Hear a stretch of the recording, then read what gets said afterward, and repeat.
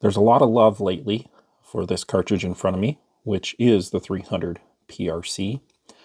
And for any 300 PRC fan, you'll know that the parent case to the 300 PRC is kind of a less known, extremely good cartridge. And that's what we're going to talk about in today's video.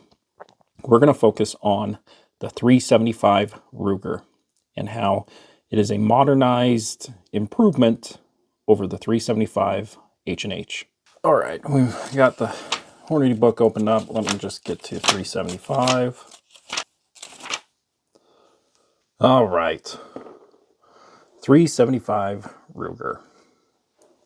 Really efficient designed, modern, very good cartridge. And for those that have them, they absolutely love them.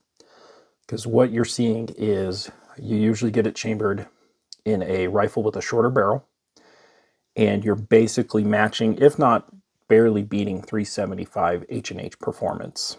So let's go ahead and look at the 375 Ruger performance. A 250 grain bullet at 2,700 feet per second, 270 grain bullet at 2,700, a 300 grain bullet at 2,550. All really good stuff. Okay, and bear in mind, this is with a 20-inch barrel. Let's see how that compares to the 375 Holland & Holland. That's with a 24-inch barrel. So yeah, they're basically identical. 250 at 27, 270 at 27, and a 300 at 2,500. Really awesome performance in a much more modern design. It's just a really efficient cartridge. Not only does it match 375 H&H with a shorter barrel, it also does it in a standard length action instead of a magnum length action. So the maximum cartridge overall length, 3.340, just like a 30-06. So it's a handy package. One other thing, the 375 Ruger doesn't have a parent case. This is a unique design. So you can see the diameter of the case is 0.532. It's not based off a 404 Jeffrey, obviously not based off the belted 375 H&H. So very unique. Well, I think the 20-inch barrel is kind of ideal for up and close encounters in Alaska. I know the 375 Ruger is very popular in Alaska. What happens when you get it in a 26-inch barrel? You know, getting all of its potential with that case. You know, a 260 grain, Nosler says mid 2,900 feet per second. Very impressive. A 300 grain, you're looking at 2,700 feet per second. That is really good. Now, one thing that's nice about Nosler is they will do the water grain case capacity with the 300 grain bullet in it. So 80.7. Let's see what the 300 H&H is with a 300 grain bullet. 78.5. So, at least according to Nosler, the 375 Ruger does have more water capacity than the 375 H&H. Very interesting. Now I just want to compare 375 H&H with a longer barrel to the 375 Ruger with a longer barrel as well. So Nosler says a top velocity of 2,600 feet per second with a 300 grain. We're going to use a 300 grain AccuBond. And you're looking at 4,500 foot-pounds of muzzle energy. Very impressive from the granddaddy of them all. At 100 yards, bullets still going 21 feet per second, 3,904 foot-pounds of energy. So probably within most shots that a 375 H&H is used, you're still over 4,000 foot-pounds of energy, as long as you got it going relatively fast. At 200 yards, bullets going 2,249 feet per second, 3,369 foot-pounds of energy. Now, one thing to realize, okay, this is the max potential of it.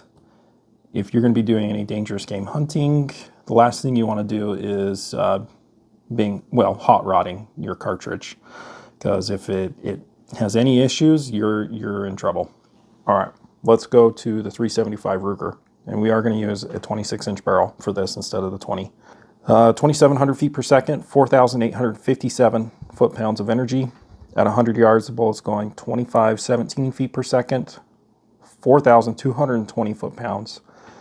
So again, most shots used in a 375 Ruger with a long barrel at these velocities, you're going to be well over 4,000 foot-pounds of energy. Just crazy good. And then 200 yards, bullets going 2341 feet per second, 3,652 foot-pounds. These two cartridges are powerhouses, and I really do think the 375 Ruger, while I don't think it'll ever replace the 375 H&H, it's just too popular. It just works too well for people to replace it with a 375 Ruger. But if you don't want a belted cartridge and you just want something in a smaller rifle, this is a really good option. I do think the 375 Ruger might be the best guide gun in Alaska, because you can get it in a short barrel and still have 375 H&H performance. Now, is 375 Ruger the best Alaskan cartridge? That could be highly debated. It's definitely going to have a lot more recoil than, say, like a 30 caliber Magnum or even a 338 Magnum. But yeah, the 375 Ruger is an awesome cartridge, very efficient, and a very good option for dangerous game. All right, guys, I was about to end the video, but I decided to do kind of some fact checking in GRT on what the real performance is. So we're going to start with 375 Ruger with a 26-inch barrel. We're going to use that 300 grain AccuBond.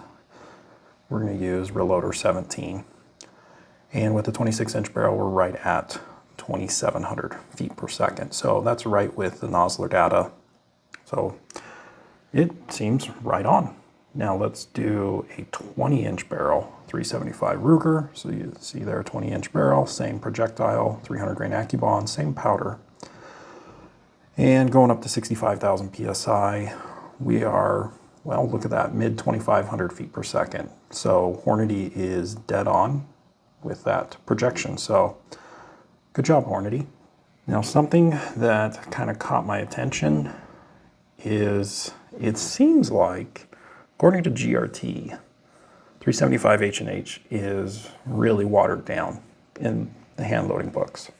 So with the 26-inch barrel, same exact bullet, we're going to use the exact same powder, and let's just keep it at 62,000 PSI. It's going 2664. Then if we bump it up to 65,000 PSI, let's go to 70.66. 2,695 feet per second. So there's really almost no difference when the same barrel length, 375 Ruger and 375 H&H. For all the 375 H&H hand loaders, please let me know, is GRT accurate on this? I'm kind of scratching my head on this one.